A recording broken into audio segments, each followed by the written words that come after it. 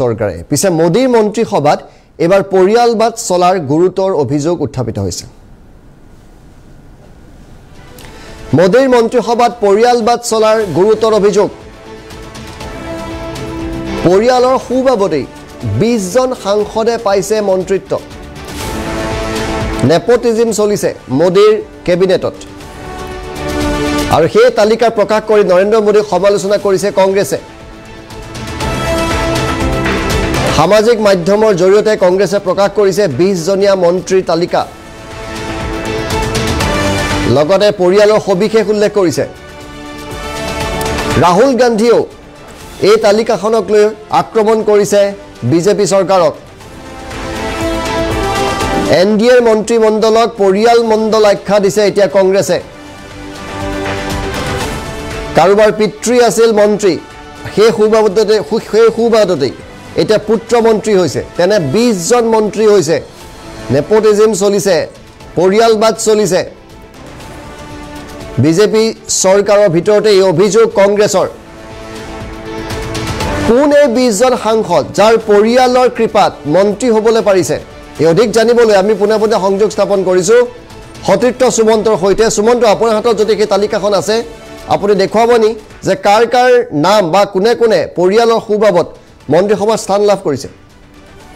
হয় ঋতুস্মিন শৰ্মা শেহতীয়া নিৰ্বাচনতো এটা প্ৰসংগ উত্থাপন হৈছিল পৰিয়ালবাদ প্ৰধানমন্ত্ৰী নৰেন্দ্ৰ মোদীয়ে বিভিন্ন সময়ত প্ৰচাৰ চলাবলৈ গৈ বিভিন্ন স্থানত পৰিয়ালবাদৰ প্ৰসংগ উত্থাপন কৰি কংগ্ৰেছক এক প্ৰকাৰ সমালোচনাত থকা সৰকা কৰা দেখিবলৈ পোৱা গৈছিল কিন্তু তাৰ মাজতে আজিৰ দিনটোত প্ৰধানমন্ত্ৰী নৰেন্দ্ৰ মোদীৰ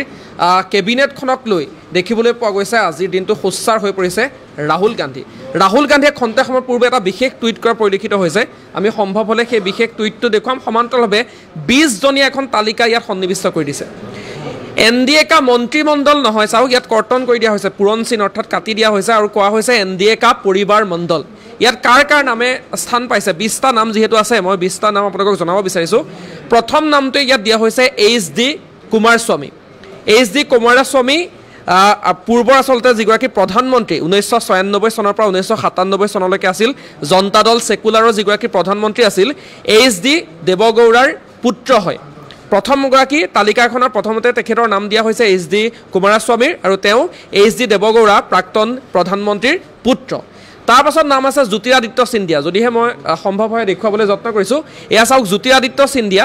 শ্ৰী মাধৱৰাও সিন্ধিয়াৰ পুত্ৰ হয় মাধৱৰাও সিন্ধিয়া কোন আছিল ফৰ্মাৰ ইউনিয়ন মিনিষ্টাৰ প্ৰাক্তন কেবিনেট মন্ত্ৰী মাধৱৰাও সিন্ধিয়াৰ পুত্ৰ জ্যোতিৰাদিত্য সিন্ধিয়াৰ নাম কোৱা হৈছে উত্তৰ পূৰ্বাঞ্চলৰ এগৰাকী মন্ত্ৰীৰ নাম আছে উত্তৰ পূৰ্বাঞ্চলৰ কিৰেণ ৰিজিজুৰ নাম 3 নম্বৰ স্থানত দিয়া হৈছে শ্ৰী ৰিনচিন খাৰু যিগৰাকী ফাৰ্ষ্ট প্ৰ টাৰ্ম স্পিকাৰ অৰুণাচলৰ প্ৰথমগৰাকী কাৰ্যবাহী অধ্যক্ষ শ্ৰী ৰিনচিন খাৰুৰ পুত্ৰ কিৰেণ ৰিজিজুৱে এনডিএৰ যিখন মন্ত্ৰিত্বৰ তালিকা এই তালিকাত স্থান পাইছে তৃতীয়গৰাকী তাৰপাছত ৰক্ষা খাছদেৰ নাম আছে শ্ৰী একনাথ খাছদেৰ ডটাৰ ইন ল হয় এমএলএ মহাৰাষ্ট্ৰৰ ফৰ্মাৰ মিনিষ্টাৰো আছিল তেওঁ ৰক্ষা খাছদে তেওঁ মন্ত্ৰিত্ব লাভ কৰিছে তাৰপাছত আমি যদি চাওঁ বিজেপিৰ বৰ্তমানৰ যিগৰাকী খুব সোনকালে আচলতে তেওঁ প্ৰাক্তন হ'ব যিহেতু নতুন মুখে স্থান পাব জেপি নাড্ডা অধ্যক্ষগৰাকী ছন ইন ল জয়শ্ৰী বেনাৰ্জীৰ আচলতে তেওঁ জোৱাই আৰু এই জয়শ্ৰী বেনাৰ্জী কোন আছিল ফৰ্মাৰ MP এণ্ড মিনিষ্টাৰ মধ্যপ্ৰদেশৰ সাংসদ প্ৰাক্তন সাংসদ আৰু মন্ত্ৰী আছিল আৰু তেওঁৰ জোৱাই হৈছে জেপি নাড্ডা কমলেশ পাছৱানৰ নাম আছে শ্ৰী ওম প্ৰকাশ পাছৱানৰ লোকসভাৰ তেওঁ আচলতে আগতে উত্তৰ প্ৰদেশৰ প্ৰাৰ্থী আছিল কমলেশ পাছৱানৰ নাম আছে জয়ন্ত চৌধুৰীৰ নাম আছে শ্ৰী চৌধুৰী চৰণ সিঙৰ তেখেতো আছিল প্ৰাক্তন প্ৰধানমন্ত্ৰী চৌধুৰী চৰণ সিং পঞ্চমগৰাকী ভাৰতৰ পঞ্চমগৰাকী প্ৰধানমন্ত্ৰীৰ আসন অলংকৃত কৰিছিল চৌধুৰী চৰণ সিঙৰ গ্ৰেণ্ডছন নাতি জয়ন্ত চৌধুৰীয়ে এবাৰ স্থান লাভ কৰিছে চিৰাগ পাছৱান আটাইতকৈ চৰ্চিত এটা নাম চিৰাগ পাছৱান ৰামবিলাস পাছৱানৰ পুত্ৰ এগৰাকী চিৰাগ পাছৱান আৰু চিৰাগ পাছৱানৰ দেউতাকো আছিল প্ৰাক্তন কেবিনেট মন্ত্ৰী জেপি নাড্ডাৰ কথা উল্লেখ কৰিলোঁ কমলেশ পাছৱানৰ কথা ক'লোঁ ৰামনাথ ঠাকুৰ তাৎপৰ্যপূৰ্ণ Shri Karpoori Thakur former chief minister বিহাৰৰ প্ৰাক্তন মুখ্যমন্ত্ৰীৰ পুত্ৰ ৰামনাথ ঠাকুৰৰ নাম ইয়াত আছে ৰামমোহন নাইডু আকৌ ইয়াৰেন নাইডু অৰ্থাৎ ফৰ্মাৰ পূৰ্বৰ আচলতে ইউনিয়ন মিনিষ্টাৰ ইয়াৰেন নাইডুৰ পুত্ৰ এগৰাকী ৰামমোহন নাইডু জিতিন প্ৰসাদৰ নাম আছে জিতেন্দ্ৰ প্ৰসাদৰ পূৰ্বৰ সাংসদ উত্তৰ প্ৰদেশৰ সাংসদ জিতেন্দ্ৰ প্ৰসাদৰ পুত্ৰ জিতিন প্ৰসাদ শান্তনু ঠাকুৰৰ নাম আছে শান্তনু ঠাকুৰ হৈছে পশ্চিমবংগৰ প্ৰাক্তন মন্ত্ৰী শ্ৰী মঞ্জুল কৃষ্ণ ঠাকুৰৰ পুত্ৰ ৰাও ইন্দ্ৰজিৎ সিং শ্ৰী ৰাও বীৰেন্দ্ৰ সিঙৰ তেওঁ আচলতে ফৰ্মাৰ হাৰিয়ানাৰ প্ৰাক্তন মুখ্যমন্ত্ৰীৰ পুত্ৰ এগৰাকী ৰাও ইন্দ্ৰজিৎ সিং পীয়ূষ গোয়েল তাৎপৰ্যপূৰ্ণ এগৰাকী যথেষ্ট শক্তিশালী মন্ত্ৰী যোৱাবাৰৰ মন্ত্ৰিত্বও তেওঁ আচলতে সুকলমে কাৰ্যভাৰ সম্পাদন কৰিছে বেদ প্ৰকাশ গোয়েলৰ পুত্ৰ আৰু বেদ প্ৰকাশ গোয়েলো আছিল প্ৰাক্তন এগৰাকী কেবিনেট মন্ত্ৰী মহাৰাজ আনন্দ সিঙৰ পুত্ৰ এইবাৰ স্থান লাভ কৰিছে কীৰ্তিবৰ্ধন সিং তেওঁ উত্তৰ প্ৰদেশৰ প্ৰাক্তন এগৰাকী মন্ত্ৰীৰ পুত্ৰ মহাৰাজ আনন্দ সিঙৰ পুত্ৰ বীৰেন্দ্ৰ কুমাৰ খাটিকৰ নাম আছে গৌৰী শংকৰ চেজৱাৰৰ তেওঁ ব্ৰাদাৰ ইন ল মধ্যপ্ৰদেশৰ প্ৰাক্তন এগৰাকী মন্ত্ৰী আছিল এবাৰ আমি দেখুৱাব বিচাৰিছোঁ ৰৱনীত সিং বিট্টু শ্ৰী বেন সিঙৰ গ্ৰেণ্ডছন নাতিনী পাঞ্জাবৰ প্ৰাক্তন মুখ্যমন্ত্ৰী আছিল ৰৱনীত সিং বিট্টু এইফালে চাওক ধৰ্মেন্দ্ৰ প্ৰধান আটাইতকৈ গুৰুত্বপূৰ্ণ এটা দায়িত্ব এবাৰো লাভ কৰিছে যোৱা কাৰ্যকালতো মোদীৰ মন্ত্ৰীসভাত তেওঁ কেবিনেট মন্ত্ৰী আছিল দেৱেন্দ্ৰ প্ৰধানৰ পুত্ৰ দেৱেন্দ্ৰ প্ৰধানো আছিল ভাৰতৰ প্ৰাক্তন কেবিনেট মন্ত্ৰী এবাৰ আমি আহিছোঁ অনুপ্ৰিয়া পেটেল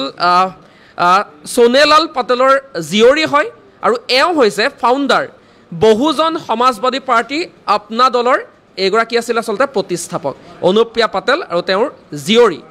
এবাৰ আমি আহিছোঁ অন্নপূৰ্ণা দেৱী এগৰাকী চৰ্চিত বৰ্তমানৰ সাংসদ ৰমেশ প্ৰসাদ যাদৱ বিহাৰৰ এগৰাকী প্ৰাক্তন বিধায়ক ৰমেশ প্ৰসাদ যাদৱৰ তেওঁ হৈছে পত্নী অন্নপূৰ্ণা দেৱীয়ে মন্ত্ৰীসভাত এইবাৰ স্থান পাইছে 20জনীয়া তালিকা ঋতুস্মিন এনেদৰে প্ৰকাশ কৰিছে তাৎপৰ্যপূৰ্ণভাৱে এনডিএকা মন্ত্ৰীমণ্ডল বুলি কোৱা হোৱা নাই এনডিএকা পৰিবাৰ মণ্ডল আৰু সমান্তৰালভাৱে এইফালে ৰাহুল গান্ধীয়ে বিশেষ টুইটত লিখিছে যে যি সংঘৰ্ষ সেৱা আৰু বলিদানৰ জৰিয়তে দেশ গঢ়িবলৈ চেষ্টা চলোৱা যিসকল বৰ্তমানৰ আচলতে কংগ্ৰেছৰ যিসকল দিগ্গজ লোকৰ নাম ধৰি কংগ্ৰেছক বাৰে বাৰে হহা হয় সমালোচনা কৰা হয় বা এই পৰিবাৰবাদৰ কথা উল্লেখ কৰি বাৰে বাৰে সমালোচনাৰে থকা সৰকা কৰা হয় কংগ্ৰেছক কেৱল কংগ্ৰেছতে নহয় বিজেপিটো যে বৰ্তমানৰ এই মন্ত্ৰী সভাখনতেই 20জনকৈ এই পৰিয়ালবাদৰে আচলতে উত্তৰসূৰী আছে সেই কথা আজিৰ দিনটোত উল্লেখ কৰি তথ্য সহকাৰে আজি দাঙি ধৰি ৰাহুল গান্ধীয়ে এক প্ৰকাৰৰ মোদী কেবিনেটখনক আজিৰ দিনটোত সমালোচনা কৰা দেখিবলৈ পোৱা গৈছে হয় ধন্যবাদ জনাইছোঁ আৰু সেই তালিকাখন আমি ইতিমধ্যে আপোনালোকক দেখুৱাই আছোঁ এইখনেই সেইখন তালিকা য'ত 20জনীয়া এখন তালিকা দিছে 20জন মন্ত্ৰীৰেই হয় পিতৃ নহয় তেওঁলোকৰ নিকটতম কোনোবা আত্মীয় আগতে হয় প্ৰধানমন্ত্ৰী আছিলে নহ'লে কেন্দ্ৰীয় মন্ত্ৰী আছিলে আৰু তেওঁলোকৰ সন্তান তেওঁলোকৰ আজুনাতি তেওঁলোকৰ জোৱাই সকল আহি পেলাই ইয়াত মন্ত্ৰী হৈছে গতিকে এনডিএকা মন্ত্ৰীমণ্ডল বুলি কোৱা নাই এনডিএকা ইয়াত পৰিয়াল মণ্ডল বুলি কংগ্ৰেছে অভিযোগ কৰিছে ৰাহুল গান্ধীয়ে এই তালিকাখন ৰিটুইট কৰিছে